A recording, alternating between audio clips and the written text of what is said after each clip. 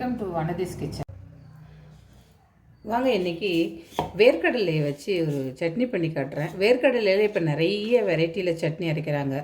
But இது வந்து அம்மா பாட்டி காலத்தில் நம்ம ட்ரெடிஷ்னலாக வேர்க்கடலை சட்னின்றது எப்படி அரைக்கிறதோ அந்த மெத்தடில் மட்டும்தான் நான் பண்ணுறேன்.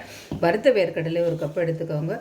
தேவைக்கு காரம், ஒரு துளி புளி போட்டுக்கோங்க, தேவையான உப்பு, அவ்வளவுதான். இதில் வந்து இப்போல்லாம் வந்து வெங்காயம் வதக்கிட்டு, தக்காளி வதக்கிட்டு, புதினா, கொத்தமல்லி, தேங்காய் அதெல்லாம் நிறைய டைப்பில் பண்ணுறாங்க. பட் ஒரிஜினல் வேர்க்கடலை சட்னி அப்படின்றதோட இன்க்ரீடியண்ட்டு இந்த 4 ஐட்டம் மட்டும்தான், வேறு எதுவுமே கிடையாது. இதை அரைச்சிட்டு தாளிச்சிட்டோம்னா வேலை முடிஞ்சது. சூப்பராக இருக்கும் இட்லி தோசையோட. இது வந்து சென்னையில் நிறைய பேருக்கு இந்த சட்னி தெரியல. நான் வந்து வேர்க்கடலை சட்னி இன்றைக்கி எங்கள் வீட்டில் பண்ணேன்னு சொல்லும்போது ரொம்ப ஆச்சரியமாக கேட்குறாங்க. அதனால தான் பண்ணுறேன். இல்லைன்னா வந்து இது நிறைய பேருக்கு தெரிஞ்சிடுச்சு. ஹோட்டலில் எல்லாமே இப்போ நிறைய போட ஆரம்பிச்சிட்டாங்க இந்த சட்னியை.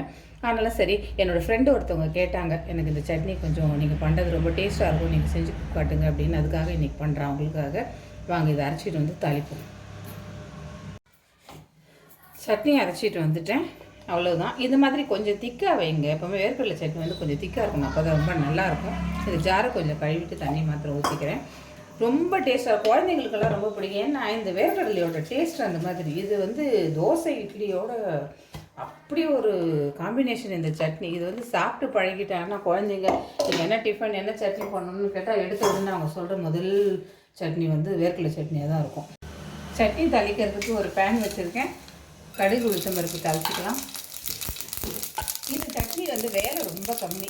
வறுத்த வேர்க்கடலையாக கடையில் வாங்கிட்டீங்கன்னு வச்சுக்கோங்க, அதுக்கு தோலை எடுத்துட்டு மிளகாயும் புளியும் வச்சு உப்பு வச்சு சட்னி அரைச்சா வேலை முடியும். ரொம்ப குயிக்காக பண்ணுற சட்னி, ஆனால் செம்ம டேஸ்ட்டாக இருக்கும். இது வரைக்கும் சாப்பிடாதவங்க இதை ட்ரை பண்ணி பாருங்கள். ஏற்கனவே சாப்பிட்டவங்களுக்கு தெரியும்.